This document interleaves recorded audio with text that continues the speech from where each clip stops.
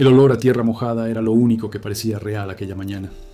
Elena bajó del autobús con una maleta de cuero desgastada y un sobre marrón doblado en el bolsillo de su abrigo. El conductor ni siquiera se giró al cerrar la puerta. El autobús arrancó, levantando polvo en el camino de tierra, y ella se quedó allí, con los zapatos hundiéndose en el barro fino que cubría el arcén. A su alrededor, el silencio del campo era tan profundo que parecía oprimirla. Un peso que la empujaba hacia abajo, que le suplicaba que se sentara, que dejara de luchar. Pero Elena no se sentó. Se ajustó la correa de la maleta al hombro y empezó a caminar. Tenía 37 años. Su cabello oscuro estaba recogido en un moño suelto y tenía ojeras que no eran por una noche de insomnio, sino por años de sufrimiento.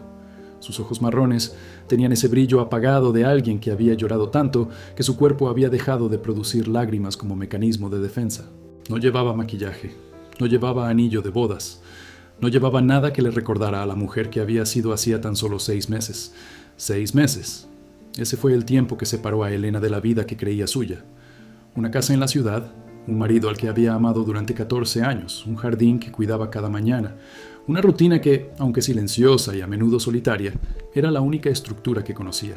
Todo eso terminó un martes cualquiera, cuando regresó temprano del trabajo y encontró a Ricardo en la cama con Mónica, la vecina del piso de arriba, la mujer que tomaba café con Elena los sábados por la mañana, la mujer que le pedía recetas de pasteles y elogiaba su cocina. La mujer que, mientras le sonreía a Elena, llevaba más de 2 años acostándose con su marido. Elena no gritó, no arrojó nada, no lloró allí, delante de ellos. Se quedó inmóvil en el umbral de la habitación como si el suelo hubiera desaparecido y flotara sobre un abismo. Ricardo se levantó, se puso los pantalones y dijo con una indiferencia que dolió más que cualquier bofetada: «Ya era hora de que te dieras cuenta». Mónica se cubrió la cara con la sábana, pero no parecía avergonzada, parecía aliviada. Elena se marchó de casa esa misma noche. Solo se llevó su ropa y una caja de fotos que guardaba desde la infancia. Durmió 2 semanas en casa de una compañera de trabajo y luego alquiló una pequeña habitación en el centro, donde el ruido de los coches por la noche se mezclaba con los pensamientos que la mantenían despierta. Fue en esa habitación donde recibió los papeles del divorcio. Ricardo no se disculpó. En la vista, dijo que el matrimonio llevaba años muerto, que Elena era demasiado buena para él, que no era divertida, que era predecible, que cocinaba bien, pero no sabía vivir. Cada palabra era como un pequeño cuchillo. No mataba, pero hería profundamente. Y Elena lo escuchó todo en silencio, con las manos sobre las rodillas, aferrándose a la tela de su falda como si fuera lo único que la mantenía entera. El reparto de bienes fue rápido. Ricardo se quedó con el apartamento. Ricardo se quedó con el coche. La cuenta conjunta, que nunca tuvo mucho, se dividió a la mitad. Elena abandonó el matrimonio con poco más de 40,000 reales, una maleta de ropa y la certeza de que no era suficiente. Nunca lo había sido, ni para su marido, ni para su familia, que siempre la trató como una invitada silenciosa en las fiestas navideñas, ni para ella misma, que había pasado toda su vida intentando merecer un lugar que nunca se le ofreció realmente. Fue su compañera de trabajo, doña Silda, quien le mostró el anuncio. Una pequeña finca en venta en el interior de Minas Gerais, cerca de un pueblito llamado Serra do Cruzeiro. 5 hectáreas de terreno, una casa de ladrillo con 3 habitaciones, un corral vacío, un huerto abandonado y, incluido en el precio, un viejo caballo que el antiguo dueño no quería llevarse. El precio era bajo porque el lugar estaba en ruinas, 38,000 reales, casi todo lo que Elena tenía. Doña Silda dijo: «¿Estás loca?». Elena respondió: «Probablemente», y se lo creyó. La propiedad se encontraba al final de un camino de tierra que ascendía una suave colina antes de descender a un valle donde el río fluía estrecho y silencioso. La casa tenía paredes desconchadas, ventanas sin cristales y un tejado con tejas rotas que dejaban entrar la luz y la lluvia. La maleza lo había invadido todo. El patio estaba cubierto. En el huerto había árboles de mango, guayaba y jaboticaba, todos cubiertos de enredaderas y hierba alta. El corral estaba vacío, con la cerca caída en 3 puntos, y en un rincón del pasto, bajo un viejo árbol de mango, estaba el caballo. Era un caballo marrón, delgado, con las costillas visibles bajo su pelaje opaco. Tenía ojos grandes y hundidos, y cuando Elena se acercó por primera vez, no se movió. No corrió, no relinchó, no mostró miedo ni interés. Simplemente se quedó allí, inmóvil, como si ya hubiera perdido toda esperanza en el mundo. Elena se detuvo a 2 metros y lo miró fijamente. Reconoció en esa mirada algo que conocía bien: el cansancio de alguien que había sido utilizado hasta dejar de ser útil, la resignación de alguien que había aprendido que la resistencia no cambia nada, la soledad de alguien que había sido abandonado. «Somos dos», dijo en voz baja, sin estar segura de si se dirigía al caballo o a sí misma. El primer mes en la granja fue el más difícil. Elena no sabía casi nada de la vida rural. Había crecido en las afueras de Belo Horizonte, hija de una costurera y de un padre que la abandonó cuando tenía 6 años. Aprendió pronto que el mundo no la esperaba. Trabajó desde los 14 años, primero como ayudante en una panadería, luego como auxiliar de oficina y después como dependienta de farmacia, un trabajo que desempeñó durante 12 años hasta que el matrimonio la absorbió por completo, y Ricardo insistió en que se quedara en casa cuidando del hogar. Ella obedeció, siempre obedecía. Ahora, sola en una propiedad en ruinas, sin vecinos cerca y sin señal de celular la mayor parte del día, tuvo que aprenderlo todo desde cero. Aprendió a encender la estufa de leña viendo videos en la ciudad, a donde iba una vez por semana a comprar víveres. Aprendió a sellar las ventanas con plástico grueso hasta que pudiera comprar cristales nuevos. Aprendió a arrancar la maleza con una azada, sudando bajo el sol hasta que se le ampollaban las manos y luego se le reventaban, dejándole callos. Se acostaba a las 8 de la noche, agotada, y se despertaba a las 5 con el canto de pájaros cuyos nombres aún desconocía.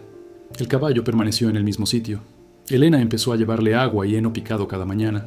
Al principio, no se movía cuando ella se acercaba. Después de una semana, empezó a girar la cabeza hacia ella al oír sus pasos. A la tercera semana, caminaba lentamente hacia el cubo de agua incluso antes de que ella lo dejara. Ese día, Elena sonrió. Fue la primera sonrisa en meses. Decidió llamarlo valiente. No porque fuera valiente, sino porque necesitaba creer que la valentía aún existía en algún lugar. Incluso en un caballo viejo y cansado, incluso en ella misma. Había noches en que Elena se despertaba en mitad de la noche sin saber dónde estaba. El silencio del campo era tan distinto del bullicio de la ciudad que lo sentía como una presencia física, como si alguien estuviera sentado a su lado. Se sentó junto a la cama, observando. Esas noches se levantaba, encendía la lámpara y se acercaba a la ventana. Miraba el cielo estrellado y sentía una soledad tan grande que parecía llenar todo el valle. No era la soledad de alguien que está solo, eso lo sabía. Era la soledad de alguien que ya no sabe quién es. Durante 14 años había sido la esposa de Ricardo.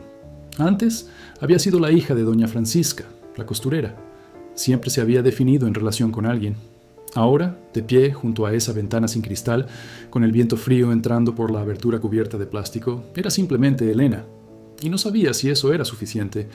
Una noche oyó un sonido que la sobresaltó. Un relincho bajo, casi un gemido, que venía del pasto. Tomó su lámpara y fue hacia allí, con el corazón latiéndole con fuerza, imaginando serpientes, jaguares, ladrones. Encontró a Valente tendido en la hierba, con las piernas cruzadas, mirándola con esos ojos enormes. No estaba herido, simplemente estaba allí, tendido, como si necesitara compañía en la oscuridad. Elena se sentó a su lado, apoyó la espalda contra el tronco del mango y se quedó. Se quedó hasta que el cielo empezó a clarear en el horizonte y los primeros pájaros cantaron. Aquel amanecer, sola en un pasto con un viejo caballo, Elena lloró por primera vez desde que dejó Belo Horizonte. Lloró no de tristeza, sino de agotamiento, de alivio, de todas las lágrimas que tenía.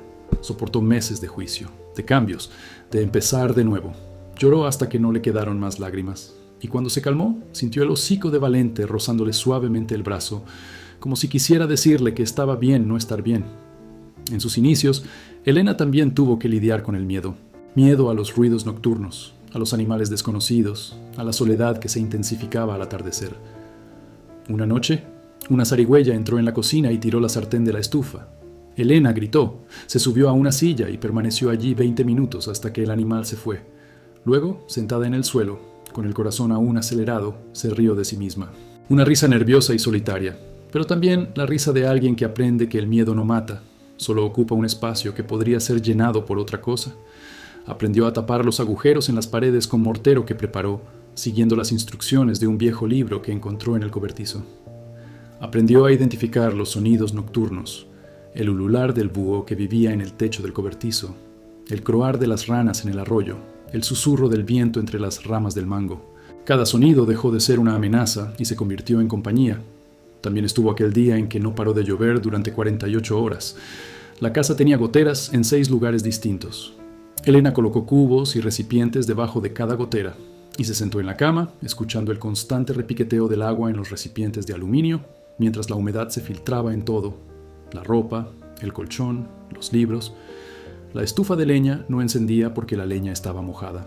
Comió galletas saladas y plátanos durante 2 días. Cuando dejó de llover y salió el sol, Elena salió al patio y se quedó de pie en el barro, con los pies descalzos hundiéndose, sintiendo el calor del sol en su rostro, y se hizo una promesa que no pronunció en voz alta. Voy a arreglar este techo. Voy a arreglarlo todo. Y no porque alguien vaya a venir a salvarme, porque soy todo lo que tengo, y me niego a renunciar a mí misma. El pueblo de Serra do Cruzeiro era pequeño, con menos de 4.000 habitantes. Tenía una plaza central con una iglesia, un mercado, una farmacia, una escuela y 3 bares. La gente se conocía por su nombre, por su apodo y su historia familiar. Elena era una forastera, una mujer de ciudad que vivía sola, que le había comprado la propiedad al difunto Geraldo y que según los rumores locales probablemente no duraría ni 2 meses. Doña Carmen, la dueña del mercado, fue la primera en dirigirse a Elena más allá de lo estrictamente necesario. Era una mujer bajita, de pelo blanco y manos callosas, que llevaba 40 años regentando el mercado y conocía a todo el que entraba por la puerta. Cuando Elena apareció por tercera vez, comprando frijoles, arroz, harina de maíz y queroseno, doña Carmen le preguntó: ¿Eres la chica de la granja de Geraldo? Elena asintió. ¿Sola?, preguntó de nuevo. Doña Carmen guardó silencio un momento y luego dijo: Geraldo era un buen hombre, pero abandonó esa granja hace unos años. Se puso enfermo, pobrecito. El caballo que se quedó allí era su orgullo y alegría. Se llamaba Trueno. Elena casi sonrió. Yo lo llamaba Valiente. Doña Carmen arqueó una ceja. Valiente es un buen nombre para alguien que necesita coraje.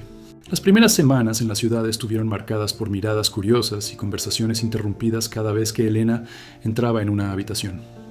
Sentía los juicios como si fueran manos invisibles que la señalaban. Una mujer sola, sin marido, sin hijos, sin familia en la región, compró una propiedad abandonada. Para muchos fue motivo de sospecha, para otros de lástima. Elena no quería ninguna de las 2 cosas, solo deseaba que la dejaran en paz para reconstruir lo poco que le quedaba. Fue en uno de esos días en el mercado cuando escuchó su nombre por primera vez. Cicerón. Doña Carmen lo mencionó casualmente mientras pesaba los frijoles. Si necesitas ayuda con la cerca, busca a Cicerón. Vive en la propiedad al otro lado del río. Es callado, pero sabe lo que hace. Elena guardó el nombre en la memoria sin intención de usarlo. No quería pedir ayuda a nadie. Ya había pedido demasiado en su vida y había recibido muy poco. Pero la cerca era un problema que no podía resolver sola. Después de 2 semanas intentando enderezar los postes caídos, con las manos lastimadas y la cerca aún torcida, Elena se dio por vencida. Preguntó: Señora Carmen, ¿cómo encontrar a Cicerón? Siga el camino pasando el puente de madera. Su casa es la que tiene un limonero delante. Elena fue un miércoles por la mañana. La propiedad de Cicerón era sencilla, pero bien cuidada. Una casa de ladrillo con una veranda, un pequeño jardín con hierbas aromáticas, un gallinero bien organizado y, efectivamente, un limonero frondoso en la entrada. Llamó a la puerta y esperó. Apareció al cabo de 1 minuto. Era un hombre alto, de piel curtida por el sol, canas en las sienes y manos grandes y callosas. Tendría unos 45 años, quizás más, quizás menos. El sol y el trabajo dificultaban saberlo con certeza. Vestía una camisa descolorida, pantalones vaqueros y botas de goma. Su rostro era serio, pero no severo. Tenía ojos oscuros que parecían observar todo a la vez. «Buenos días», dijo Elena. «Soy Elena. Le compré la propiedad al señor Geraldo». La miró un instante antes de responder. «Sé quién eres». Silencio. «La señora Carmen dijo que usted sabe de cercas». «Entiendo». Otro silencio. «Necesito ayuda. Puedo pagar». Cicerón ladeó ligeramente la cabeza, como si evaluara no la petición, sino a quien la formulaba. Luego dijo: «No hace falta pagar. Pasaré mañana temprano». Y entró sin decir una palabra más. Elena regresó a la granja con una extraña sensación. No era gratitud exactamente, era sorpresa. La sorpresa de encontrar a alguien que ofreciera algo sin esperar nada a cambio, en un mundo que le había enseñado que todo tiene un precio. Cicerón apareció al día siguiente a las 6 de la mañana, con herramientas a lomos de una mula marrón. Trabajó todo el día en la cerca sin pronunciar más de 10 frases. Elena le ofreció café, que él aceptó asintiendo. Le ofreció el almuerzo, que él rechazó, diciendo que ya había comido. Al final del día la cerca estaba firme, los postes alineados y el alambre tensado. Elena contempló el trabajo realizado y sintió algo que no había sentido en mucho tiempo, una pequeña victoria. «Todo salió bien», dijo ella. Cicerón se secó las manos en los pantalones y miró al horizonte como si consultara el tiempo. «El caballo está flaco». «Lo sé, yo me estoy ocupando de él». La miró de nuevo con esa mirada inquisitiva. «Necesita buena comida. Solo con hierba no le basta. Está desnutrido. Puedes hablar con Joaquim en la cooperativa. Dile que lo envié yo. Elena pensó. Gracias. Cicerón montó en su mula y se marchó sin despedirse formalmente. Elena se quedó en el patio, observando cómo su silueta se desvanecía en el camino de tierra, y pensó que había formas de bondad que no necesitaban palabras para sentirse. En los días siguientes, Elena compró el alimento recomendado. Valente comía con tal voracidad que le produjo una punzada en el pecho. ¿Cuántos días había pasado hambre ese animal antes de que ella llegara? ¿Cuántas veces alguien había pasado a su lado sin importarle? Comenzó a cepillarlo todas las mañanas, quitándole el pelo muerto, limpiándole las pezuñas, hablándole como si entendiera cada palabra. Y quizás ella lo comprendió, porque poco a poco el brillo volvió a los ojos de Valente, su pelaje se volvió más suave, empezó a caminar por el prado, alzando la cabeza al oír su nombre. Una tarde, mientras Elena limpiaba el huerto, Valente se acercó a ella y apoyó el hocico en su hombro. Elena interrumpió lo que estaba haciendo y apoyó la frente contra la de él. Permanecieron así durante un largo rato, en silencio, mientras el sol se ponía tras las montañas y teñía el cielo de naranja y púrpura. El huerto fue el segundo proyecto. Elena comenzó podando los árboles, arrancando las vides y limpiando alrededor de cada frutal. Descubrió que bajo la maleza había mucho más de lo que imaginaba. Además de mangos, guayabas y jaboticabas, encontró mandarinas, limoneros y aguacateros, e incluso una enredadera de maracuyá silvestre enredada en la cerca trasera. Era como si la tierra estuviera esperando a alguien que se preocupara lo suficiente como para desenterrar lo que siempre había estado allí. Cicerón apareció 2 veces más ese mes. La primera vez trajo lechugas y plantones de tomate que le habían sobrado de su huerto. La segunda vez vino a avisar de que se pronosticaban fuertes lluvias y que el tejado de la trastienda necesitaba reparaciones. Elena le preguntó si podía ayudarla. Él dijo que sí. Trabajaron juntos toda la mañana. Elena sostenía las tejas mientras Cicerón las colocaba. En un momento dado, ella resbaló en la escalera y él la sujetó del brazo con una firmeza que la sorprendió. Sus miradas se cruzaron por un instante, y Elena sintió que se le subía el calor a la cara. Apartó la vista rápidamente. «Ten cuidado», dijo, y por primera vez su voz no era meramente práctica. Había algo más en ella, algo que Elena no podía definir. Poco a poco, la historia de Cicerón llegó a Elena a retazos, como las piezas de un rompecabezas que nadie se molestó en armar. Doña Carmen contó que había estado casado. Su esposa, Luciana, había muerto de cáncer 7 años antes. No tuvieron hijos. Tras su muerte, Cicerón se retiró de la vida pública. Vivía solo en la propiedad, cuidando la tierra, los animales y nada más. Solo iba al pueblo cuando era necesario. No asistía a la iglesia, no iba a los bares, no participaba en fiestas. La gente lo respetaba, pero desde la distancia. Algunos decían que era grosero, otros que era orgulloso. Doña Carmen decía que estaba triste, simplemente triste, y que la tristeza en los hombres se disfraza de silencio. Elena lo comprendió de una forma que no necesitaba explicación. Ella también llevaba la tristeza en silencio. La diferencia radicaba en que su silencio provenía del abandono, y el de él, de la pérdida. Pero ambos tenían la misma textura al tacto, la misma soledad densa que inunda una casa vacía al anochecer. Elena pensaba mucho en Cicerón los días que no aparecía, no de forma romántica, todavía no. Pensaba en él como se piensa en alguien que recuerda que hay diferentes maneras de ser fuerte. Ricardo era fuerte como el mundo valora. Hablaba alto, ocupaba su lugar, estaba seguro de todo. Cicerón era fuerte de una manera que nadie nota a menos que observe con atención. Era fuerte en la constancia, en su presencia silenciosa, en la forma en que reparaba una cerca sin quejarse del sol, en cómo cargaba peso sin gemir, en cómo hablaba pocas palabras y cada una de ellas tenía verdadero peso. Elena empezó a comprender que había una diferencia entre los hombres que hacen ruido y los hombres que hacen cosas.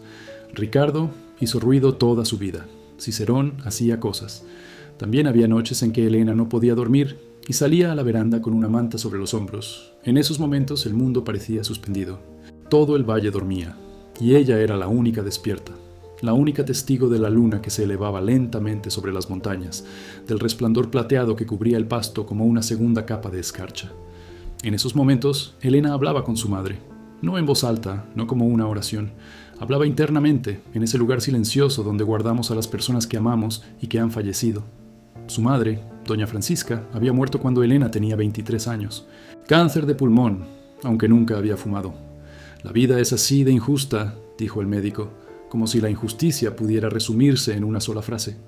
Elena la cuidó hasta el final, lavándola, alimentándola, cambiándole las sábanas, sosteniendo su mano seca y delgada mientras su respiración se debilitaba.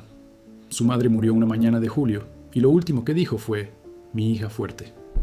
Elena nunca se había sentido fuerte, pero allí, en el porche de la granja, con la manta sobre los hombros y las estrellas brillando en el cielo, empezaba a comprender que tal vez su madre tenía razón. Tal vez la fuerza no residía en la ausencia de miedo, sino en la decisión de levantarse cada día incluso cuando se tiene miedo. Pasaron 2 meses. El lugar empezó a cambiar. El patio estaba limpio, la huerta dio sus primeros tomates y el huerto mostraba signos de vida con flores en las ramas de los guayabos. La casa seguía siendo sencilla, pero Elena había pintado las paredes interiores de blanco con cal, colgado cortinas de tela comprada en el mercado y dispuesto los muebles que encontró en el cobertizo. Una mesa de madera maciza, 2 sillas y una estantería donde colocó los pocos libros que había traído. Cubrió el suelo de cemento con alfombras que había aprendido a hacer viendo tutoriales. La casa no era bonita en el sentido que el mundo entiende, pero era suya. Cada rincón llevaba la huella de su esfuerzo, y eso la hacía más valiosa que cualquier apartamento de la ciudad. Valente también había cambiado. Había engordado, su pelaje brillaba y empezó a trotar por el prado con una energía que Elena jamás habría imaginado. Un día intentó montarlo. Lo hizo sin silla de montar, simplemente sujetándolo por la crin, con el corazón latiéndole con fuerza. Valente caminaba despacio, como si supiera que era principiante, como si la quisiera de la misma manera que ella lo había querido a él. Elena rió, una risa genuina y espontánea que resonó por todo el valle y espantó a los pájaros de los árboles. Fue por esta época cuando comenzaron los problemas. La primera señal llegó un viernes por la mañana. Elena encontró la puerta de la propiedad abierta y huellas de neumáticos en el jardín. No se habían llevado nada, pero la sensación de intrusión la inquietó. 3 días después, encontró una nota debajo de la puerta. Una mujer sola no dura aquí. Vuelve a la ciudad. La letra era irregular, escrita con prisa o rabia. Elena sintió un nudo en el estómago, pero no le dijo nada a nadie. Guardó la nota en un cajón y cerró la puerta con el candado que había comprado en el mercado. Una semana después, descubrió que la cerca trasera había sido cortada. No por el paso del tiempo ni por el uso. Cortada con alicates. Valente andaba suelto en el pastizal vecino, terreno que pertenecía a Antenor Barbosa, el mayor terrateniente de la región. Un hombre de 60 años, dueño de 2 fincas, una flota de camiones y la lealtad incondicional de media ciudad. Antenor había intentado comprar la propiedad de Geraldo años atrás, por un precio muy inferior a su valor. Geraldo se negó. Ahora que un desconocido había comprado la propiedad, Antenor vio una oportunidad. Elena fue a buscar a Valente al pasto vecino. Cuando llegó a la puerta de la granja de Antenor, el capataz, un hombre corpulento llamado Dimas, le impidió entrar. Ese caballo entró sin permiso en la propiedad del doctor Antenor, tendrá que pagar por el pasto que se comió. Elena lo miró con una calma que ella no sentía por dentro. La cerca estaba cortada, mi caballo no la traspasó. Dimas rió. ¿Quién te va a creer, señora?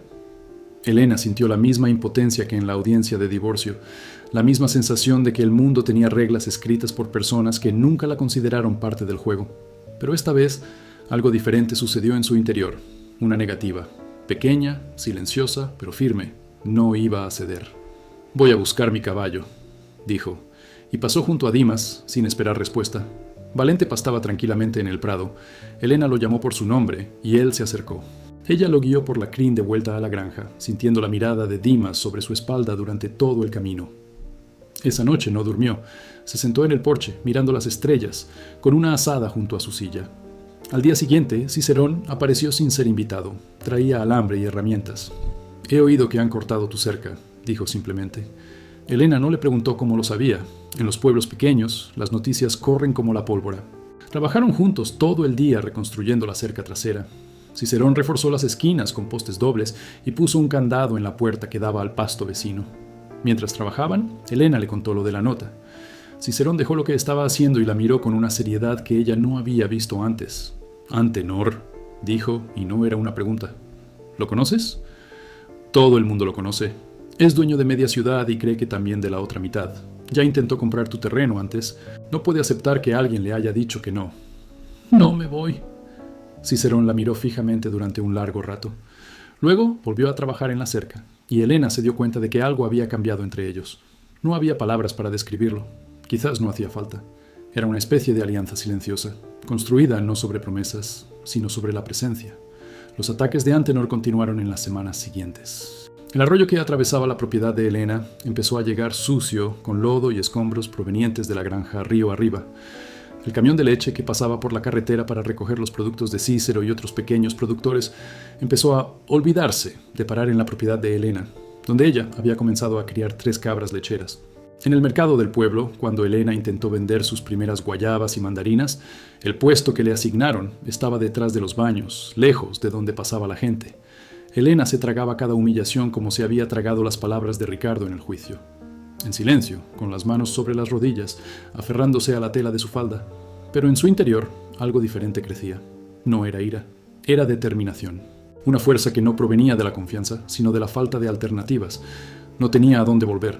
Nadie la esperaba. Todo lo que tenía era ese lugar, ese caballo, ese pedazo de tierra, que por primera vez en su vida era suya. Y si el mundo quería arrebatársela, tendría que luchar. Elena comenzó a estudiar.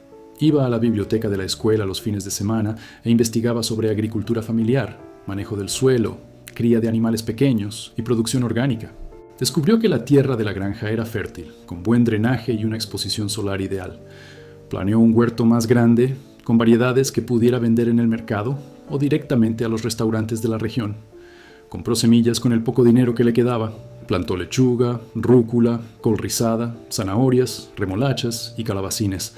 Cuidaba cada plántula como si fuera su propio hijo. Fue durante este periodo cuando la relación con Cicerón comenzó a cambiar notablemente. Continuó visitando la granja, siempre con un pretexto práctico. Trajo un nuevo abrevadero para Valente, reparó la puerta del cobertizo, ayudó a instalar una canaleta para recoger el agua de lluvia, pero los pretextos se volvieron menos convincentes y las visitas más largas. Empezó a aceptar café, luego el almuerzo.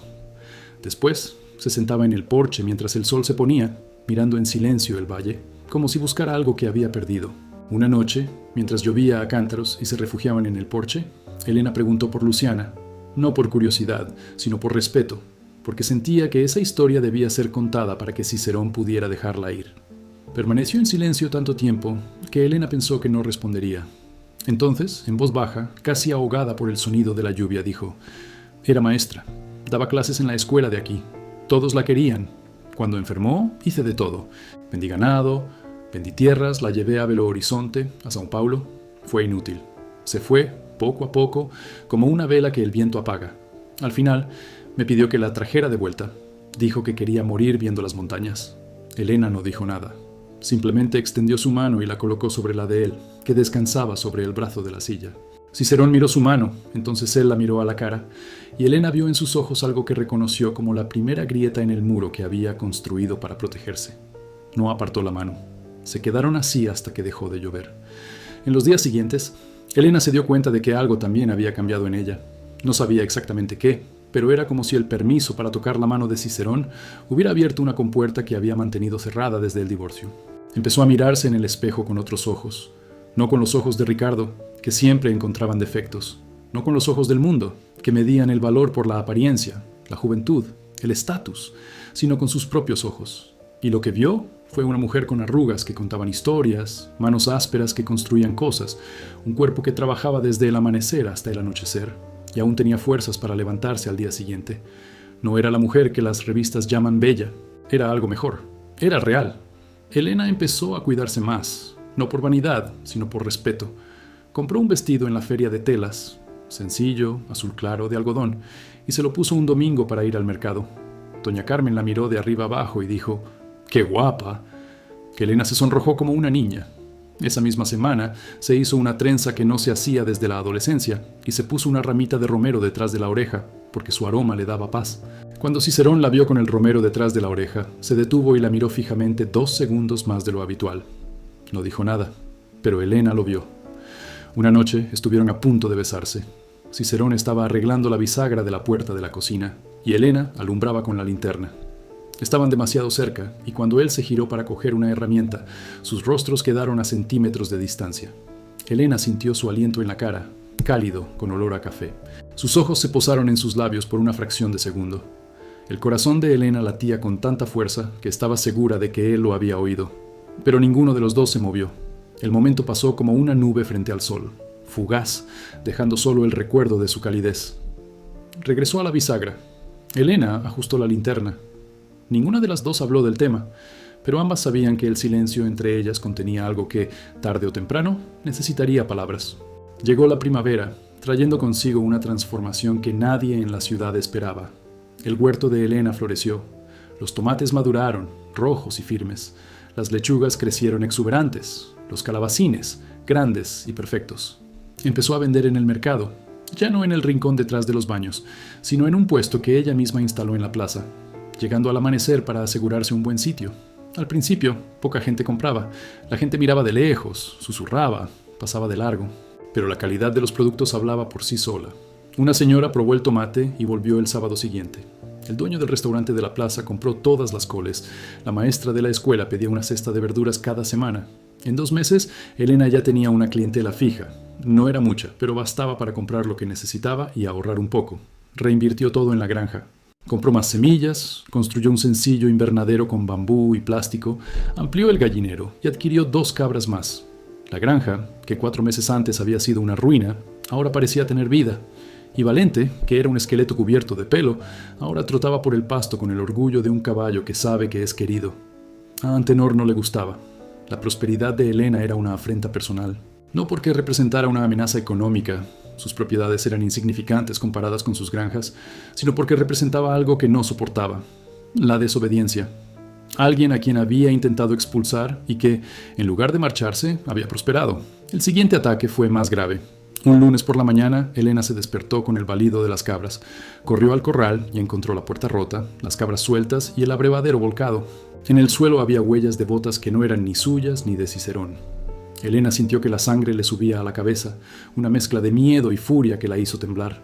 Recogió las cabras, reparó el corral y por primera vez fue a la comisaría del pueblo. El jefe de policía, Osvaldo, era un hombre barrigón y de ojos pequeños que masticaba un palillo mientras escuchaba a Elena. Anotaba todo en una libreta, hacía preguntas genéricas y al final decía: «Señora Helena, investigaré, pero sin pruebas es difícil. ¿Vio a alguien?». Que Elena sabía lo que eso significaba. Nadie iba a hacer nada. Antenor era demasiado poderoso y ella no era nadie. Salió de la comisaría con la misma sensación de impotencia de siempre, pero de camino a casa se detuvo en el mercado de Doña Carmen. La anciana la miró atentamente y le dijo: «¿Te vi? ¿Qué pasó?». Elena le contó todo. Doña Carmen la escuchó en silencio y luego dijo algo que Elena no esperaba. «No estás sola, muchacha. Quizás creas que sí, pero no es así». Esa semana las cosas empezaron a cambiar. Seu Joaquín, de la cooperativa, se presentó en la granja con una donación de alimento para las cabras. Doña Teresa, la costurera, trajo un pastel y charló con ellos durante 1 hora. El sacerdote de la iglesia envió un mensaje diciendo que Elena era bienvenida a la misa dominical, y Cícero empezó a dormir en el porche de la granja, envuelto en una manta, con un rifle de caza apoyado contra la pared. Elena lo descubrió la 3ª mañana, cuando se despertó antes del amanecer y lo encontró allí, sentado en la silla, con el café ya preparado en la estufa de leña. «¿Qué haces aquí?», preguntó, más sorprendida que otra cosa. Él respondió sin mirarla: «Cuidando la cerca». Elena miró el rifle, el café humeante en la taza de aluminio, su rostro marcado por una noche de insomnio, y comprendió que aquel hombre estaba haciendo por ella algo que nadie había hecho antes. Estaba presente, sin pedir nada, sin esperar nada, simplemente presente. Cicerón. La miró. «Gracias». Él asintió y bebió su café. Y Elena sintió que el suelo bajo sus pies, ese suelo de tierra compacta que había elegido como suyo, estaba más firme que nunca. Su relación siguió creciendo como las plantas en el jardín, lentamente, sin prisas, nutrida por pequeños gestos y silencios compartidos. Cicerón empezó a ir todos los días, ya sin pretextos. Iba porque quería, porque allí, en aquel lugar que otro llamaría ruina, encontró algo que no había encontrado solo en su casa vacía: vida. Trabajaban codo con codo en el huerto, con los animales, en pequeñas reformas de la casa. Hablaban del tiempo, de la tierra, de los animales. Poco a poco, las conversaciones se hicieron más largas y personales. Cicerón habló de su infancia en un lugar parecido, de su padre, estricto pero justo, de su madre que cantaba mientras cocinaba. Elena habló de su madre, costurera, de las noches haciendo los deberes en la mesa de la cocina mientras la máquina de coser zumbaba, de su sueño de ser maestra, un sueño que nunca pudo cumplir porque la vida la llevó por otros caminos. Una tarde, mientras recogían tomates, Elena dijo, casi sin pensarlo: «Nunca fui la primera opción de nadie». La frase salió como una confesión accidental, de esas que se escapan cuando uno baja la guardia. Cicerón dejó de recoger tomates y la miró. «¿Qué?». Elena sintió que se le ruborizaba la cara. Nada, olvídalo. Pero él no lo olvidó. Continuaron recogiendo tomates en silencio. Y esa noche, cuando Cicerón estaba a punto de marcharse, se detuvo en la puerta y dijo, sin volverse: Luciana era la persona más amable que he conocido, pero siempre decía que la verdadera amabilidad es la que nadie nota. Yo sí noté la tuya. Elena permaneció en el balcón mucho después de que él se marchara, con el corazón latiéndole a un ritmo que había olvidado que existía. El invierno llegó seco y frío. Las mañanas eran heladas, cubriendo el pasto de blanco, y Elena tuvo que cubrir el huerto con lonas para proteger las plántulas. Valente pasaba más tiempo bajo el árbol de mango, y Elena comenzó a llevarlo al establo por la noche, donde hacía más calor. Las cabras producían menos leche, pero Elena había aprendido a hacer queso y lo vendía en el mercado junto con las verduras que sobrevivieron al frío. La vida en la granja era difícil en invierno, pero Elena descubrió una belleza en esa dificultad, la belleza de depender de sí misma, de saber que la comida sobre la mesa era fruto de su esfuerzo. Mirar sus manos callosas y ver en ellas no la marca del sufrimiento, sino la prueba de su capacidad. Fue en pleno invierno cuando ocurrió el episodio que lo cambió todo. Elena estaba en el mercado vendiendo sus productos cuando Antenor apareció en persona. Era raro verlo allí. Normalmente enviaba empleados. Pero ese sábado vino un hombre corpulento, con sombrero de cuero, botas brillantes y una presencia imponente que hacía que la gente le abriera paso. Se detuvo frente al puesto de Elena y la examinó de arriba a abajo, como si estuviera evaluando un objeto que pensaba comprar.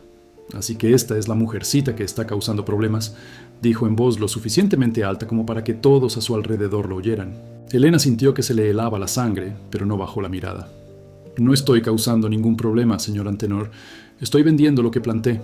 Se rió, una risa corta y sin humor. Esa propiedad está justo al lado de mi granja. Quiero ese terreno. Te pagaré el doble de lo que pagaste. Toma el dinero y regresa a la ciudad. Ahí es donde perteneces. El silencio a su alrededor era absoluto. La gente dejó de comprar, de hablar, de moverse. Todos miraban a Elena, esperando a que hiciera lo que siempre hacía: aceptar, tragar, retirarse. Elena sintió ese impulso familiar de ceder, de disculparse por las molestias, de aceptar el dinero, de desaparecer. Era más fácil. Siempre había sido más fácil, pero entonces miró sus manos, sucias de tierra, callosas por el trabajo, y pensó en Valente. Pensó en el caballo que moría de hambre y abandono cuando ella llegó. Pensó en cómo había vuelto a la vida porque alguien se preocupó por él. Pensó en sí misma, en la puerta de aquella habitación, mirando a Ricardo y a Mónica, sintiendo cómo el suelo se desvanecía bajo sus pies, y pensó que jamás volvería a permitir que nadie le arrebatara el suelo bajo sus pies. No está en venta, dijo Elena. Su voz no tembló. Antenor la miró con una mezcla de sorpresa e irritación. Escucha, me oíste bien. No está en venta. Ni hoy, ni mañana, ni nunca. Esa tierra es mía. Yo la pagué, yo la cuido, yo vivo en ella. Y nadie, ni tú, ni nadie, me la va a quitar. El silencio persistió. Elena sintió que le temblaban las piernas bajo la mesa, pero nadie la vio. Antenor se sonrojó. Abrió la boca para responder, pero antes de que pudiera hablar, una voz provino de detrás de él. La chica estaba clara, Antenor. Era Cicerón. Estaba de pie a unos metros de distancia, con las manos en los bolsillos y el rostro inexpresivo. Pero en su mirada había algo que no era inexpresivo. Era acero. Antenor se dio la vuelta. Nadie te ha llamado, Cicerón. No hace falta que me llamen. Vine a comprar tomates. Una o dos personas rieron entre dientes. Antenor miró a su alrededor. Se dio cuenta de que estaba perdiendo a su público y se marchó sin decir nada más. Elena permanecía detrás de la tienda sintiendo que le flaqueaban las piernas. Cicerón se acercó y, sin dramatismo, dijo: «Dame 2 kilos de tomates». Elena pesó los tomates con manos temblorosas. Al entregar la bolsa, tenía los ojos llenos de lágrimas. Cicerón tomó la bolsa, puso el dinero sobre el mostrador y dijo en voz baja: «Fuiste valiente». Sonrió entre lágrimas, igual que el caballo. Casi le devolvió la sonrisa. Esa noche, Elena no pudo dormir. Se sentó en la cama, abrazando sus rodillas, reviviendo cada segundo de la escena en la feria. La voz de Antenor, el silencio de la gente, las palabras que brotaban de su boca como si alguien más valiente hablara por ella, y Cicerón. Cicerón apareciendo sin ser invitado, con esa calma inquebrantable, comprando tomates como si fuera un sábado cualquiera. Elena sintió algo extraño en el pecho al pensar en él. No era gratitud, aunque la había. No era atracción, aunque había algo que podría llamarse así. Era la sensación de ser vista por alguien que no necesitaba explicaciones. de ser conocida sin necesidad de contar su propia historia, porque el otro ya la leía en sus gestos, en sus silencios, en sus manos manchadas de tierra. Pensó en Ricardo, en cómo él nunca la había visto de verdad, en cómo durante 14 años ella había sido un telón de fondo en su vida, presente, funcional, decorativa, pero nunca esencial. Ricardo no le preguntaba cómo le había ido el día, no se daba cuenta cuando se cortaba el pelo, no se percataba cuando lloraba en el baño después de una discusión. Elena existía en el matrimonio como un mueble en una casa, necesaria, pero invisible, y lo aceptaba porque creía que así funcionaba el amor, que el amor era rutina, era tolerancia, era quedarse incluso cuando todo dentro de ti gritaba que te fueras. Le llevó 37 años y una traición comprender que no era así, que el amor, el verdadero amor, era otra cosa. Era lo que Cicerón hacía sin saberlo, estar presente. La semana siguiente, Cicerón trajo a casa un cachorro.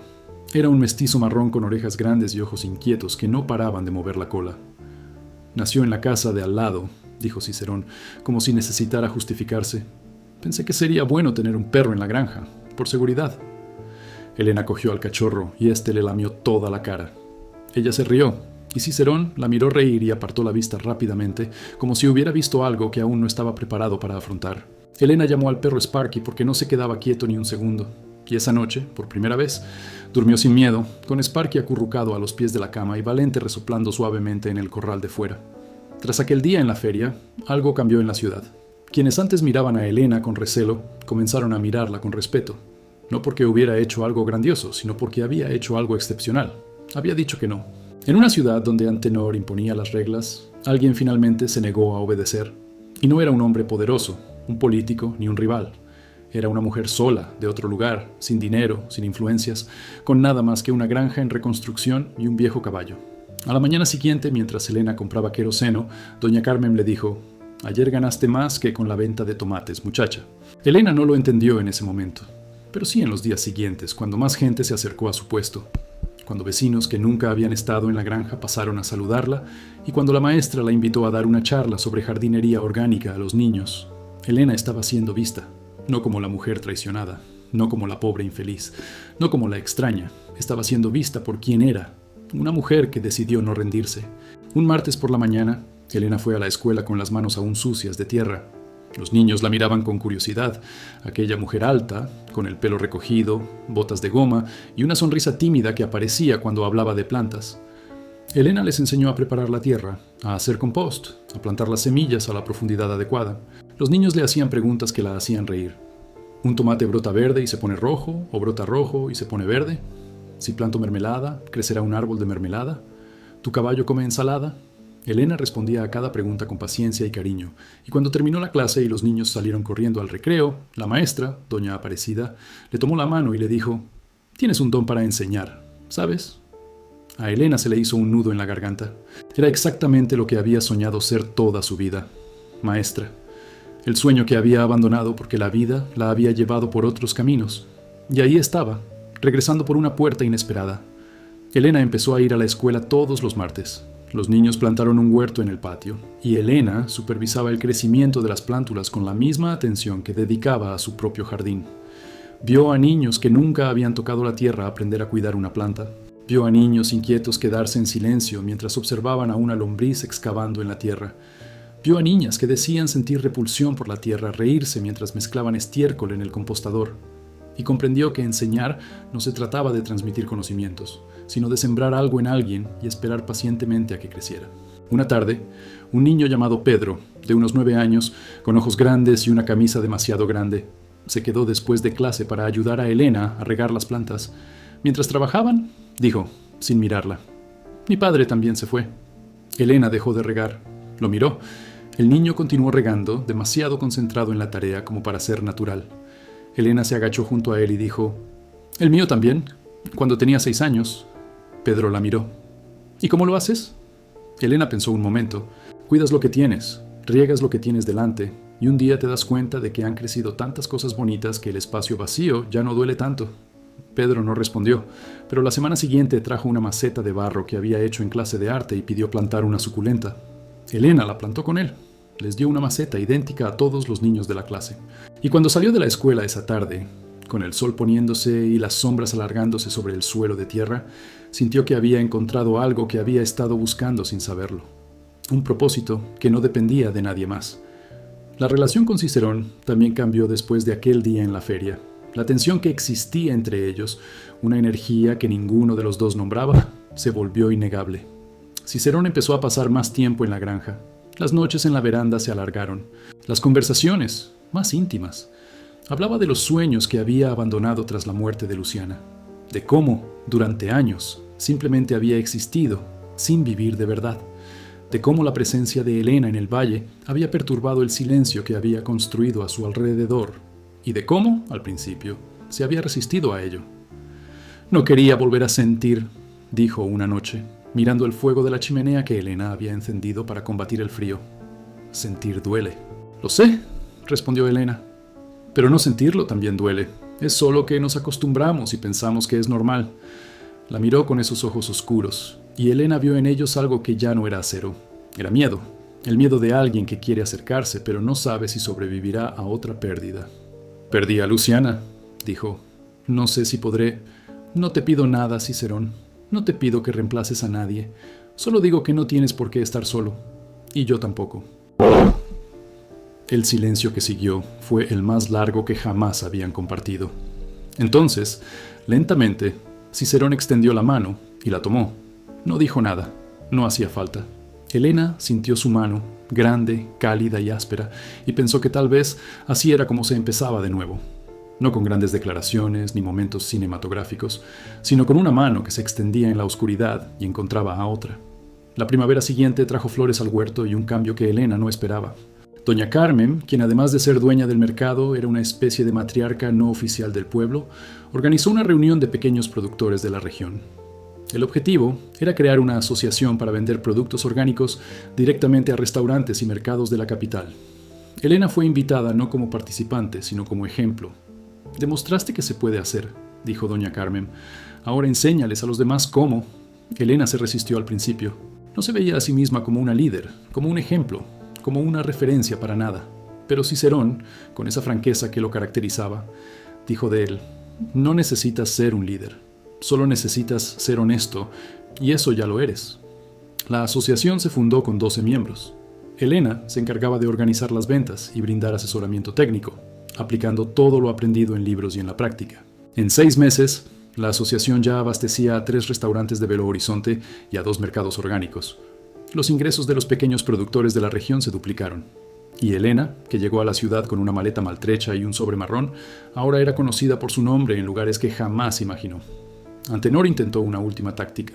Envió a su abogado a cuestionar la documentación de la propiedad, alegando irregularidades en la escritura. Helena podría haberse alarmado. En cambio, acudió al registro con todos los documentos, revisó cada detalle y descubrió que la escritura era correcta. El abogado de Antenor cedió. Antenor, por primera vez, guardó silencio. Fue doña Carmen quien le dio la noticia, semanas después, con una sonrisa que Helena jamás había visto. Antenor vende la finca de abajo. Parece que tiene problemas económicos. El banco le está echando encima. Helena no sintió alegría. Solo sintió el alivio de quien sabe que la tormenta ha pasado, sin ningún deseo de ver sufrir al otro. La vida ya se llevaba lo que tenía que llevarse, sin que ella tuviera que desearlo. En el primer aniversario de la llegada de Helena a la granja, Cicerón apareció temprano por la mañana, como de costumbre. Pero esta vez no trajo herramientas ni plantones. Llegó con una sencilla, pero bien cuidada, silla de montar de cuero marrón colgada al hombro. «Pertenecía a Luciana», dijo, colocando la silla de montar sobre la cerca. «Solía montarla cuando era joven. Ha estado guardada en el granero desde entonces». No terminó la frase. «Creo que a Valente le gustaría». Helena miró la silla de montar, luego a Cicerón, y comprendió el significado de aquel gesto. No solo le estaba regalando una silla de montar, estaba dejando atrás una parte del pasado para poder aferrarse a algo en el presente. «¿Estás seguro?», preguntó ella. Él asintió. «Sí». Esa mañana, Helena ensilló a Valente por primera vez. El caballo aceptó la silla como si siempre hubiera estado allí, y cuando Helena montó y cabalgó por el campo, sintió el viento en su rostro y pensó que ese momento lo contenía todo. El dolor anterior, el rechazo, la soledad, las manos magulladas, las noches de insomnio, las notas amenazantes, las humillaciones envueltas en silencio. Todo la había llevado hasta allí. A esa mañana soleada, montando un caballo que el mundo había desechado, en un lugar donde nadie la quería, en una vida que había construido desde cero con sus propias manos. Cicerón la observó desde la puerta, y cuando Helena regresó, con el rostro sonrojado y los ojos brillantes, la miró de una manera que ninguna palabra que ambos conocieran podría explicar. Era reconocimiento, era admiración, era algo más, algo que aún no tenía nombre, pero que ambos sentían como si les quemara la espalda y les pisara la tierra. Helena desmontó y se colocó junto a Valente, acariciándole el cuello. Cicerón se acercó lentamente, como si se tratara de algo frágil. Se detuvo ante ella y, por primera vez en 7 años, hizo lo que no había podido hacer. Bajó la guardia. Helena. ¿Intentar? No sé cómo hacer esto bien. No sé qué decir. Soy callado, soy difícil y probablemente seré una compañía complicada. Pero... Se detuvo. Tragó saliva. Ya no quiero volver a casa solo. Helena sintió que se le llenaban los ojos de lágrimas. No de tristeza, sino de algo que no podía describir. Algo parecido a la esperanza, pero más profundo. Algo parecido a la pertenencia, pero más real. Entonces no vuelvas, dijo ella. Cicerón apoyó su frente contra la de ella, como Helena lo hizo con Valente. Y allí, en el patio de una granja que antes había sido una ruina y ahora era un hogar, 2 seres humanos a quienes el mundo había dejado atrás se encontraron. No con fuegos artificiales ni música de fondo, sino con la simple verdad de que a veces la vida nos quiebra para que podamos reconstruirnos con manos más bondadosas. Los meses siguientes fueron los más plenos que Helena había vivido jamás. Cicerón no se mudó oficialmente a la granja. La ciudad lo diría, y ambos respetaban lo suficiente la opinión ajena como para no provocarla. Pero él estaba allí todas las mañanas y casi todas las noches. Trabajaban juntos, comían juntos, reían juntos. Helena descubrió que Cicerón tenía un sentido del humor sutil e inteligente que solo afloraba cuando se sentía a gusto. Cicerón descubrió que Helena cantaba mientras cocinaba, en voz baja, sin entender nada, y que su voz era lo más hermoso que había escuchado desde la última vez que Luciana se rió. No definieron su relación, no intercambiaron juramentos ni hicieron promesas. Pero cada noche, antes de que Cicerón se marchara o se quedara, le tomaba la mano a Helena un instante y la miraba a los ojos. Y en esa mirada estaba todo lo que las palabras no podían expresar. Una tarde de domingo, Helena estaba en el huerto recogiendo jaboticabas cuando vio un coche negro detenerse en la carretera frente a la granja. Su corazón se aceleró instintivamente. Los meses de persecución de Antenor aún estaban frescos en su memoria. Pero cuando se abrió la puerta del coche, salió alguien inesperado. Ricardo. Se veía diferente, más delgado, con ojeras y sin afeitar. Llevaba ropa que habría sido cara si no estuviera tan arrugada. Caminó hasta la puerta y se quedó allí, con las manos en los bolsillos, mirando a su alrededor como si no pudiera creer lo que veía. Helena bajó del huerto con el cubo de jaboticabas y se acercó a él. No sintió ira, ni dolor, ni ese vacío en el pecho que siempre lo acompañaba al pensar en ello durante los primeros meses. Solo sintió una extraña sensación, como encontrar un mueble que pertenecía a una casa que ya no existe. «Hola, Helena», dijo. Su voz era diferente, más grave. «Ricardo, ¿qué haces aquí?» Observó la propiedad desde arriba. El huerto verde, el jardín bien cuidado, las cabras pastando, el caballo castaño trotando en el cercado. «Necesitaba verte». Helena esperó. «Mónica me dejó», dijo. «Hace 3 meses. Se llevó todo. La televisión, los muebles, la mitad de la factura». Se rió, pero fue una risa amarga. «Curioso, ¿verdad?» Helena no se rió. No le pareció gracioso, no le pareció triste. No encontró nada. Ricardo continuó. «Fui un idiota. Lo sé. Desperdicié lo mejor que tenía. Y ahora...» Se detuvo. La miró con ojos que suplicaban algo. «Vine a pedir una oportunidad». Helena lo observó fijamente durante un largo rato. Observó sus manos, limpias, suaves, sin callos. Observó el coche negro, que probablemente aún tenía cuotas por pagar. Observó el rostro que había amado durante 14 años y que ahora era el de un desconocido. «Ricardo», dijo ella con una calma que la sorprendió, «me dijiste que era predecible, que no sabía vivir, que era demasiado buena y... eso es ridículo. Dijiste esas cosas en el juzgado, delante de todos, y me las creí todas. Pasé meses pensando que tenías razón, que no era lo suficientemente buena, que el problema era yo». Bajó la mirada. «¿Pero sabes lo que descubrí aquí?», preguntó señalando la propiedad. «Descubrí que soy suficiente, no porque alguien me lo dijera, sino por todo lo que hice por mi cuenta. Esta tierra estaba abandonada y yo la reviví. Este caballo se estaba muriendo y yo lo recuperé. Esta vida que tengo ahora la construí con mis propias manos, y no necesito que vuelvas a decirme que valgo. Ya lo sé. Ricardo la miró con una expresión que Elena jamás le había visto. Era respeto, un respeto tardío, inútil, pero sincero. «Lo siento», dijo. «Yo también lo sentí mucho, durante mucho tiempo, pero pasó». Se quedó allí un instante más, asintió, volvió a subirse al coche y se marchó. Elena se quedó junto a la puerta, observando cómo el coche levantaba polvo en la carretera, sin sentir nada. Ni satisfacción, ni venganza, ni alivio dramático. Solo la quietud de alguien que por fin ha cerrado una puerta que había estado abierta demasiado tiempo. Cuando ella se dio la vuelta, Cicerón estaba en el patio con un cubo de agua para las cabras. La miró y le preguntó sin rodeos: «¿Quién era?» «Nadie», dijo Elena, y por primera vez era cierto. Regresó al porche y se sentó en la silla. Spark se acostó a sus pies y Valente, en el recinto, levantó la cabeza como si presentiera que algo había sucedido. Elena miró sus propias manos, las mismas manos que temblaron cuando firmé los papeles del divorcio, las mismas manos que sangraron cavando en la tierra dura durante los primeros días, las mismas manos que plantaron cada semilla, que limpiaron cada habitación. Esas manos acariciaron el pelaje de Valente hasta que brilló. Esas manos contaban una historia que Ricardo jamás comprendería. La historia de alguien destruido y reconstruido, no por obra del destino ni de un milagro, sino con trabajo, con sudor, con la silenciosa obstinación de quien se niega a aceptar que el final es el final. Elena pensó en lo que Ricardo le había dicho, que la necesitaba, pero él no la necesitaba. Necesitaba a alguien que la sirviera, que cocinara, que la esperara en casa mientras él vivía la vida que deseaba. Elena desempeñó ese papel durante 14 años. Sirvió hasta que la desecharon como una herramienta rota. Y ahora, cuando la nueva herramienta también se había roto, él volvía en busca de la vieja. No por amor, por conveniencia. La diferencia radicaba en que Elena ya no era solo una herramienta.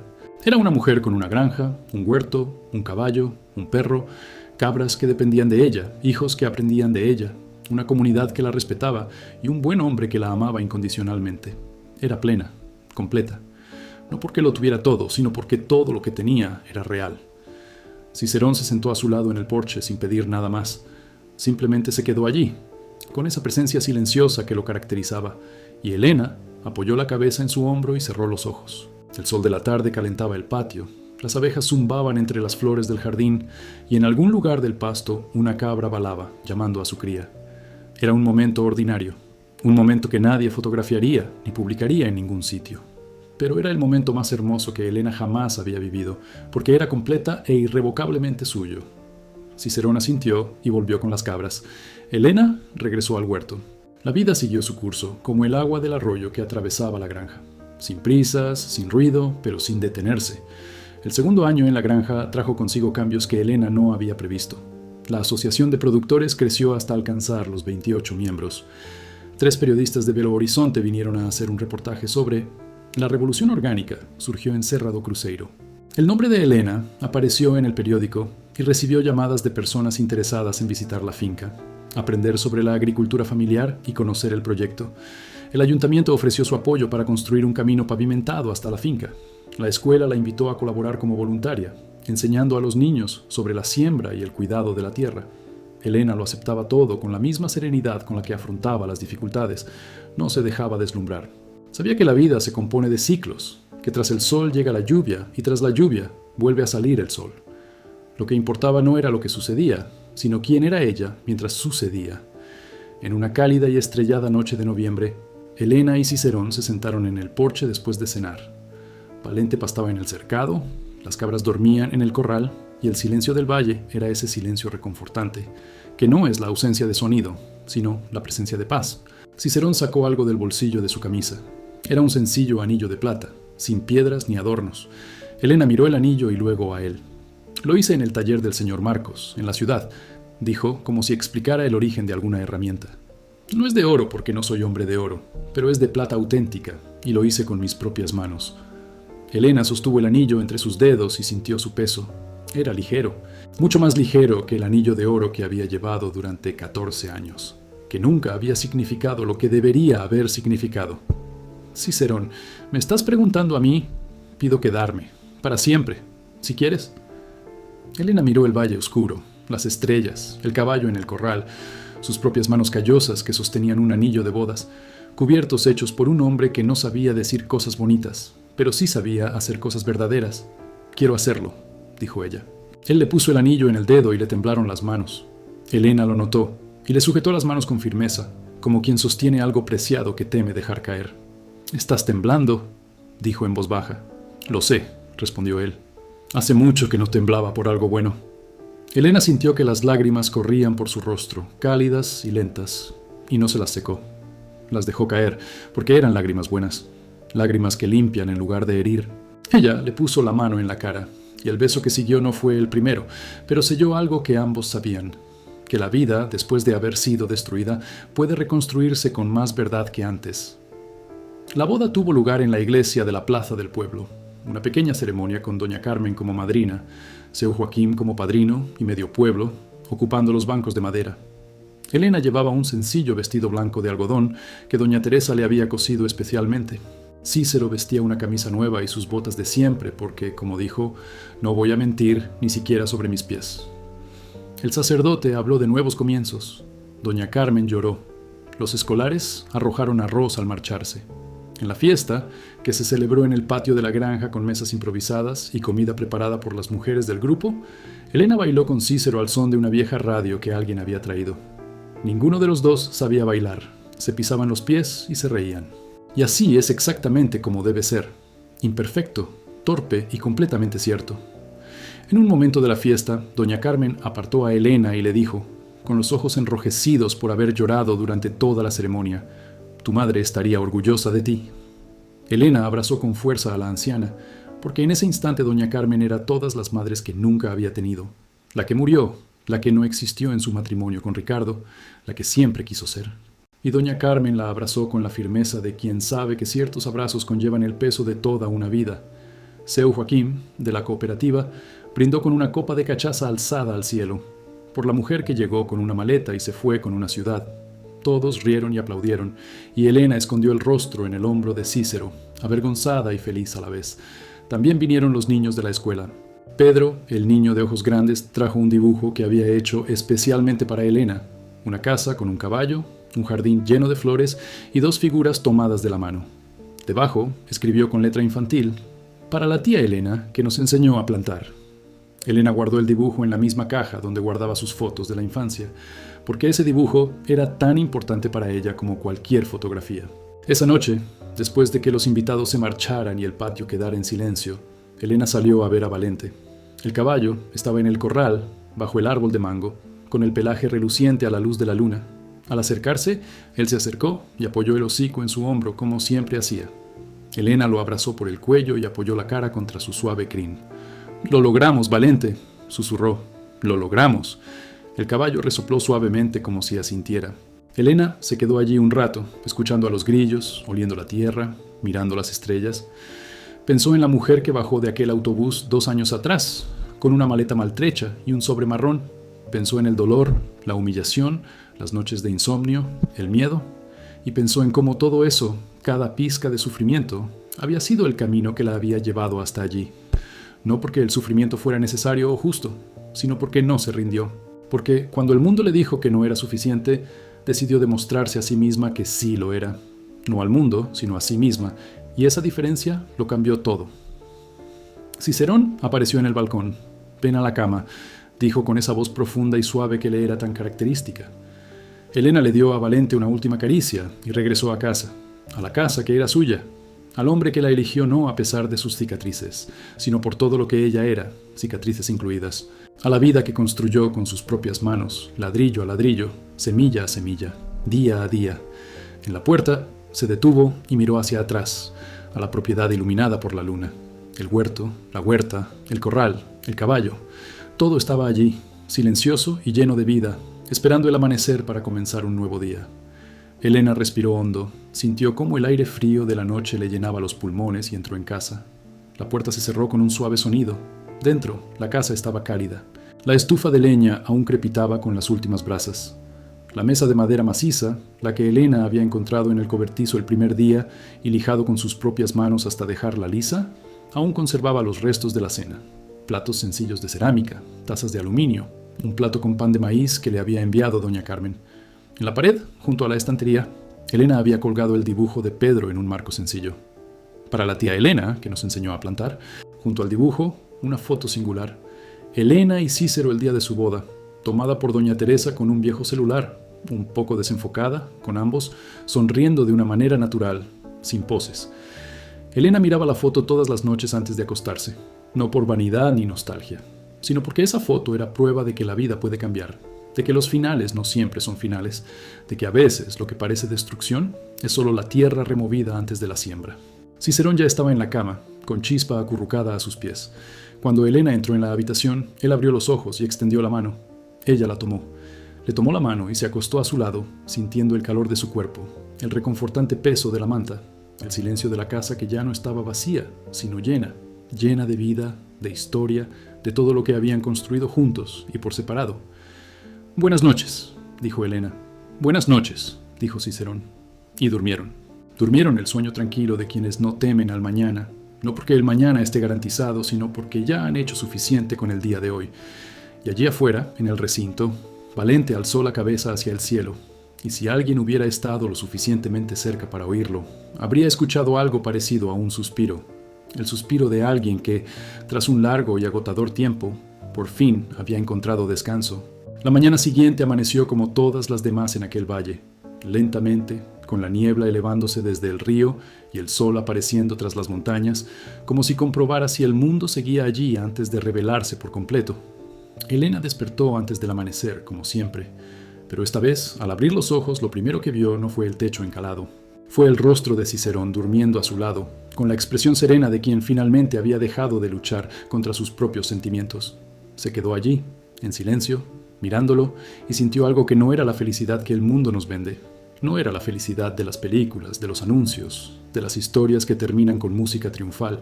Era algo más sencillo y raro.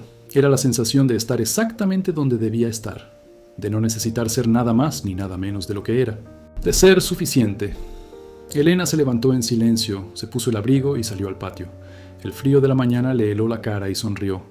Encendió la estufa de leña, puso el agua a calentar para el café y fue a atender a los animales. Las cabras la saludaron con sus habituales balidos. Valente se acercó trotando al oír su voz, y las gallinas se agruparon en la puerta del gallinero esperando el maíz. Era una mañana como cualquier otra, y fue extraordinaria precisamente por eso.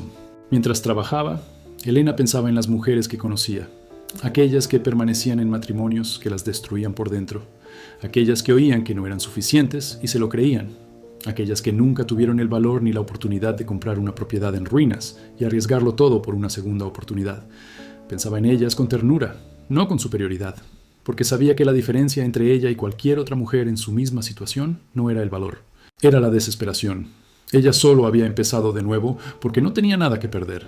Y a veces, no tener nada que perder es la mayor libertad que existe. Cicerón apareció en la veranda con 2 tazas de café. Le entregó una a Elena sin decir palabra, y allí se quedaron, uno al lado del otro, contemplando el amanecer sobre el valle. El río brillaba como plata fundida, el huerto estaba repleto de fruta, el verde prado se extendía hasta donde alcanzaba la vista. Todo aquello era suyo. No porque alguien se lo hubiera regalado, sino porque ellos lo habían construido. «Hermoso», dijo Cicerón. «Sí», dijo Elena. Y así era. No solo el valle, no solo la mañana, sino todo, toda su vida, con sus dolores y sus nuevos comienzos, con sus heridas y sus curaciones, con sus caballos cansados y sus amores tardíos. Todo era hermoso porque era verdad. Y lo que es verdad, aprendió Elena, no necesita ser perfecto para ser suficiente. El café se enfrió en las tazas porque ninguno de los dos se acordó de beberlo. Estaban demasiado ocupados observando el mundo que los rodeaba, construido juntos, en el silencio de aquellos que no necesitan palabras para decir lo que importa. Y allí abajo, en el recinto, Valente pastaba tranquilamente. Su pelaje relucía bajo el sol de la mañana, fuerte y hermoso como un caballo que sabe, sin que nadie tenga que decírselo, que es amado. El tercer año en la granja trajo algo que Elena no esperaba, y que Cicerón recibió en silencio, como recibía todo, con ojos atentos y manos quietas. Elena estaba embarazada. Lo descubrió una mañana de marzo, tras 2 semanas de náuseas y fatiga que no tenían que ver con el trabajo, sino con algo más profundo, como si su cuerpo estuviera haciendo algo que aún no comprendía. Fue a la farmacia del pueblo, compró la prueba con manos temblorosas y se la hizo en el baño de doña Carmen porque no se atrevía a hacerlo sola. Cuando aparecieron las 2 líneas, Elena se quedó mirando el trozo de plástico durante tanto tiempo que doña Carmen llamó a la puerta preguntándole si estaba bien. «Estoy embarazada», dijo Elena al abrir la puerta, y su voz sonó como si estuviera diciendo algo imposible, como si hubiera dicho que el río fluía hacia atrás o que las montañas se habían movido. Doña Carmen la abrazó sin decir nada. Permanecieron así durante un buen rato en el estrecho pasillo de la casa, con el aroma a café que llegaba de la cocina y el reloj del salón, marcando cada segundo de aquel momento que dividió la vida de Elena en un antes y un después. Tenía 39 años, casi 40. Durante su matrimonio con Ricardo, nunca quedó embarazada. Lo intentaron en los primeros años, sin éxito. Ricardo culpaba a Elena, como la culpaba de todo. Decía que estaba demasiado estresada, demasiado nerviosa, que no se cuidaba bien. Al cabo de un tiempo dejó de hablar del tema, y Elena comprendió que él se había dado por vencido, no en cuanto a tener hijos, sino en cuanto a tenerlos con ella. Un defecto más en la larga lista de defectos que Ricardo guardaba sobre ella. Inventario. Elena cargó con esta herida durante años, la herida de creer que su cuerpo era incapaz de hacer lo que supuestamente era natural. Y ahora, en una granja en el interior de Minas Gerais, con un hombre que apenas hablaba y un caballo que era su mejor amigo, la vida le dio esto, un hijo. Contárselo a Cicerón fue más difícil de lo que imaginaba, no porque temiera su reacción, sino porque temía que fuera demasiado bueno para ser verdad, que si lo decía en voz alta, el universo la oiría y se lo arrebataría, como había hecho con tantas otras cosas antes. Esperó hasta la noche, después de cenar, cuando estaban sentados en la veranda con Spark a sus pies y el canto de los grillos en la oscuridad. Elena sostuvo su taza de té con ambas manos y dijo, mirando hacia el valle: «Cicerón, estoy embarazada». El silencio que siguió fue tan largo que Elena empezó a arrepentirse. Se giró para mirarlo y vio algo que jamás había visto en el rostro de aquel hombre. Cicerón lloraba, no como los hombres lloran en las películas, con sollozos dramáticos y las manos cubriéndoles el rostro. Eran lágrimas silenciosas que corrían por su rostro curtido por el sol sin que él hiciera nada para detenerlas. Miró al frente, hacia la oscuridad del valle, y lloró como llueve en el campo, sin ruido, sin prisa, sin vergüenza. Elena dejó la taza y le tomó la mano. Él la apretó con una fuerza que expresaba todo lo que su voz no podía. Permanecieron así hasta que las lágrimas se secaron, y cuando Cicerón finalmente habló, su voz era ronca y baja. Pensé que jamás volvería a tener esto. ¿Tener qué? Un motivo para temer al futuro. Elena lo comprendió. Temer al futuro es un privilegio reservado para quienes tienen algo que perder. Cicerón había vivido 7 años sin miedo porque no tenía nada. Ahora tenía a Elena, tenía la granja, tenía una vida que comenzaba, reconstruido, y ahora con un hijo. Sentir miedo significaba que estaba vivo de nuevo. «Yo también tengo miedo», dijo, «pero un miedo bueno, el tipo de miedo que te asegura que las cosas salgan bien». Él le levantó la mano y se la llevó a los labios. Besó sus dedos callosos, uno por uno, lentamente, como si contara sus bendiciones. El embarazo de Elena transformó Serra do Cruzeiro de maneras inesperadas. La noticia se extendió por el pueblo en menos de un día, y de repente Elena, que había llegado como una forastera, fue tratada como una más. Doña Teresa apareció con ropa de bebé que había guardado desde que sus hijos crecieron. Su Joaquín trajo una cuna de madera que él mismo había hecho en su taller, con detalles tallados en los laterales que representaban hojas de los árboles del valle. La maestra Aparecida organizó una fiesta de bienvenida para el bebé en la escuela, y los niños hicieron tarjetas coloridas con dibujos de caballos, flores y soles sonrientes. Pedro, el niño de los ojos grandes, dibujó un bebé en brazos de un caballo y escribió: «Valente también lo cuidará». Elena atesoraba cada regalo, cada tarjeta, cada gesto, con la misma reverencia con la que guardaba las fotos de su infancia, porque esta era su familia, no la familia de sangre, que a menudo hiere más de lo que sana, sino la familia que uno elige, que uno construye, que uno cultiva como un jardín y riega cada día con presencia y cariño. Su vientre crecía con la estación. Elena siguió trabajando en el jardín hasta el 7º mes, cuando Cicerón prácticamente le prohibió agacharse. «No puedes cargar peso», le decía con seriedad, como si diera una orden militar. Elena se reía. «He cargado peso toda mi vida, Cicerón. Mi vientre no me va a detener». Pero él insistió, y ella cedió, no por obediencia como la que había tenido con Ricardo, sino porque sabía que su insistencia provenía del amor, no del control. Había una diferencia entre un hombre que dice «no puedes» porque quiere mandar, y uno que dice «no puedes» por miedo a perder.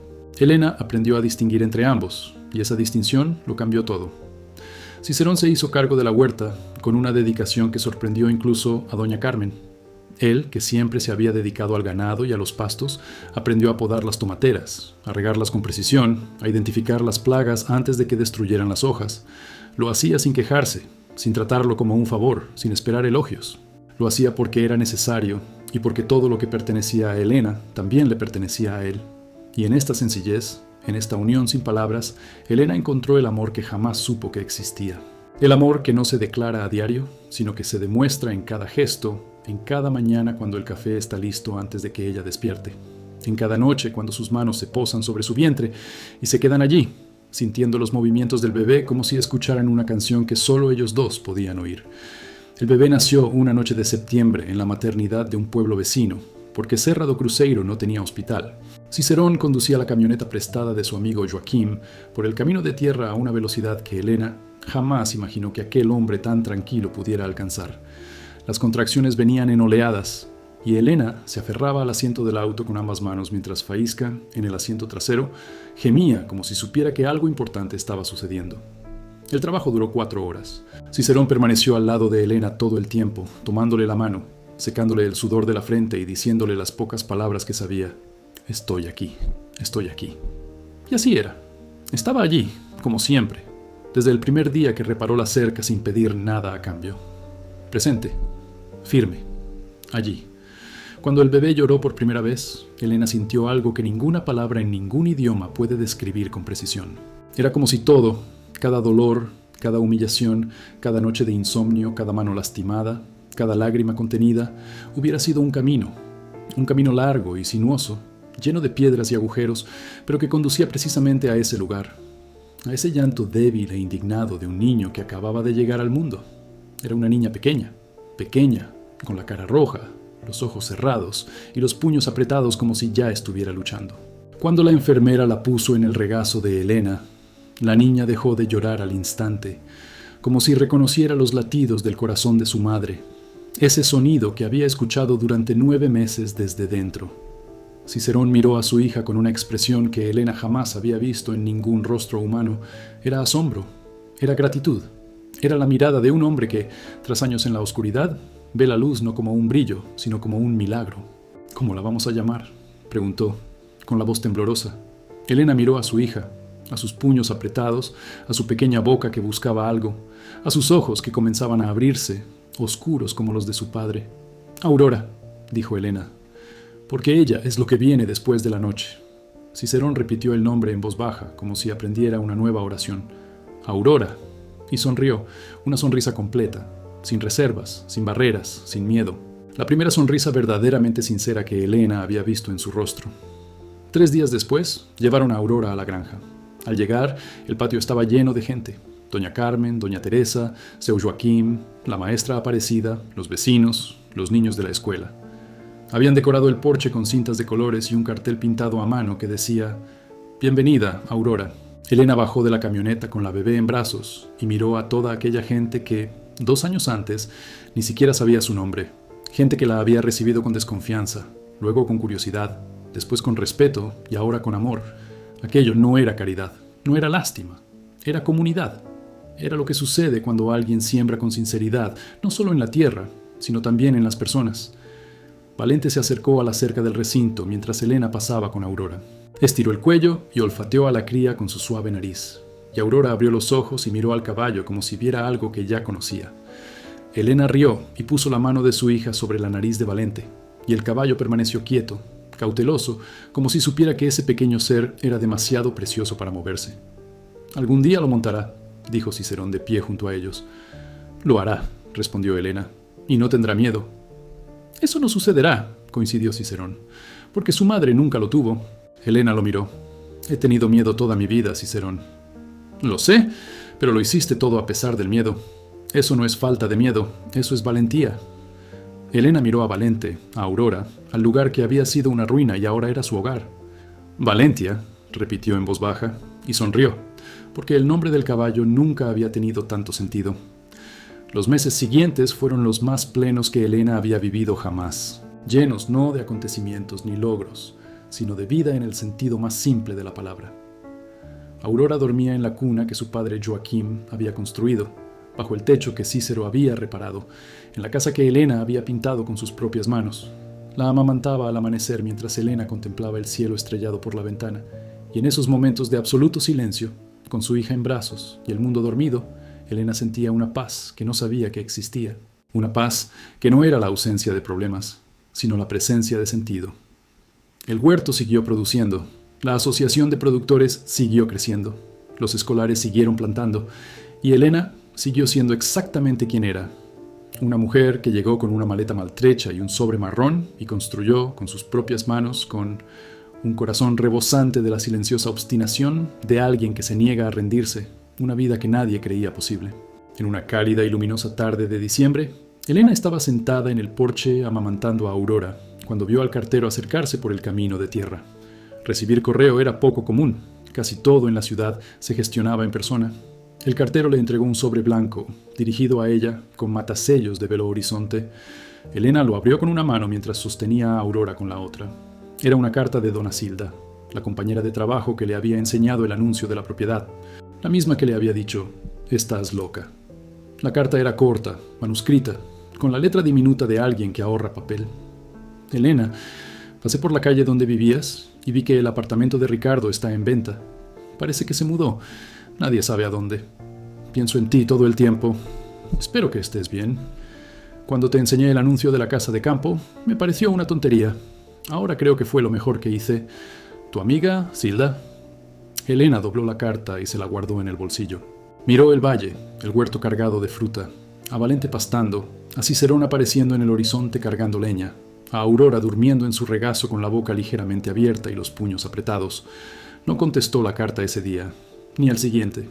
Respondió una semana después, en una noche tranquila, con Aurora dormida en su cuna y Cicerón leyendo un viejo almanaque en la silla junto a ella. Escribió con la letra firme de quien sabe lo que quiere decir. «Silda, estoy más que bien. Estoy viva. De verdad. Gracias por enseñarme ese anuncio. Gracias por llamarme loca. A veces, la locura es el camino más corto hacia la verdad. Con cariño, Elena».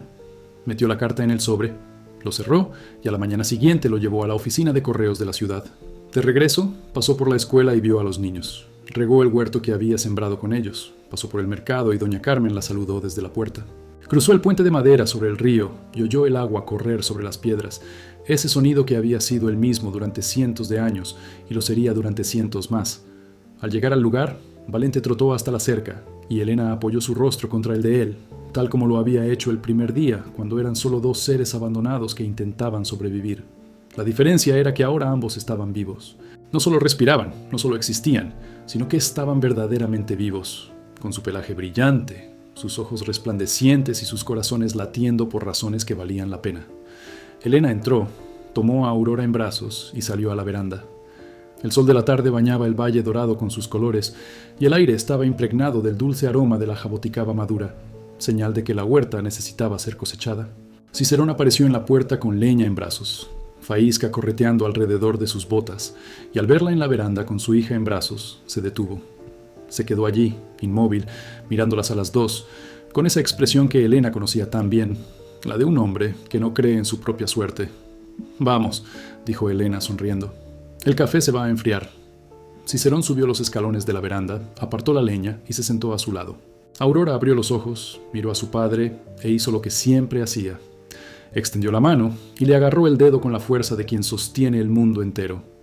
Cicerón miró la mano de su hija sobre su dedo y tragó saliva con dificultad, como siempre, porque hay cosas que nunca dejan de conmoverlo, por muchas veces que se repitan. El sol se puso, el valle se oscureció, las estrellas aparecieron una a una, como si alguien con infinita paciencia las encendiera. Elena, Cicerón y Aurora permanecieron en el porche hasta que el frío de la noche los obligó a entrar, y al hacerlo, la casa los recibió con el calor de la estufa de leña, el aroma de las alubias cocinándose y la silenciosa presencia de Spark recostada sobre la alfombra de retazos. Fue una noche como cualquier otra. Y eso fue todo, porque Elena aprendió, en esos años de duro trabajo, sudor, lágrimas y nuevos comienzos, que una vida extraordinaria no se compone de momentos extraordinarios. Se compone de momentos ordinarios vividos al máximo, de un café en el porche, de tomarse de la mano en la oscuridad, de un caballo que le frota el hocico contra el hombro, de una hija que le agarra el dedo, de un hombre que se queda, y allí, en ese lugar olvidado por el mundo, En ese valle donde el río fluye lentamente y las montañas guardan secretos centenarios, Elena encontró lo que había buscado durante toda su vida sin saber su nombre. No era riqueza, no era fama, no era la aprobación de nadie, era pertenencia. Fue el lugar donde sus raíces finalmente encontraron tierra fértil y florecieron.